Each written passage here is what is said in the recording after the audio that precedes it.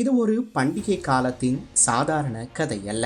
உலகளாவிய எரிசக்தி விநியோகத்தின் சங்கிலி நெருக்கடியின் மத்தியில் ஒரு நாடு தன்னைத்தானே எப்படி நிலைநிறுத்தி கொண்டது என்பதற்கான ஒரு உயிரோட்டமான சான்றாகும். எண்ணெய் விலைகள் உயர்வு, கப்பல் போக்குவரத்து தாமதங்கள், நிலக்கரி இறக்குமதி சிக்கல்கள் போன்ற காரணிகள் உலக நாடுகளை அதிர்ச்சிக்குள்ளாக்கிய நிலையில் இலங்கையும் அதிலிருந்து விலகவில்லை.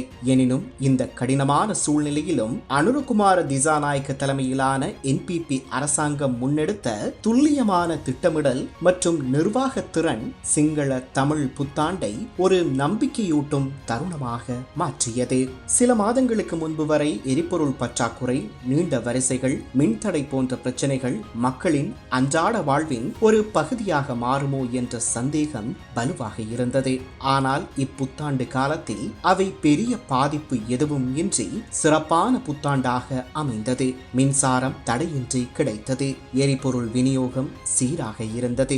மக்கள் எந்த அச்சமும் இன்றி தங்கள் பண்டிகையை கொண்டாட முடிந்தது.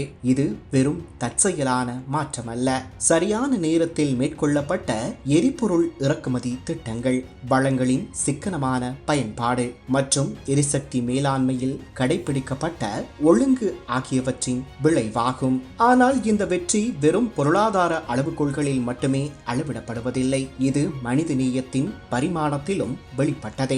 அனுராதபுரவில் நடைபெற்ற நிகழ்வு இதற்கு மிக தெளிவான உதாரணமாக அமைந்தது. டிட்வா புயலினால் பாதிக்கப்பட்ட ஒரு குடும்பத்திற்காக புதிதாக கட்டப்பட்ட வீட்டை திறந்து வைத்து ஜனாதிபதி நேரடியாக அந்த குடும்பத்துடன் சிங்கள தமிழ் புத்தாண்டை கொண்டாடினார். இந்த செயல் ஒரு அரசியல் நிகழ்வாக மட்டுமல்லாமல் ஒரு சமூக பொறுப்புணர்வின் வெளிப்பாடாகவும் காணப்பட்டது.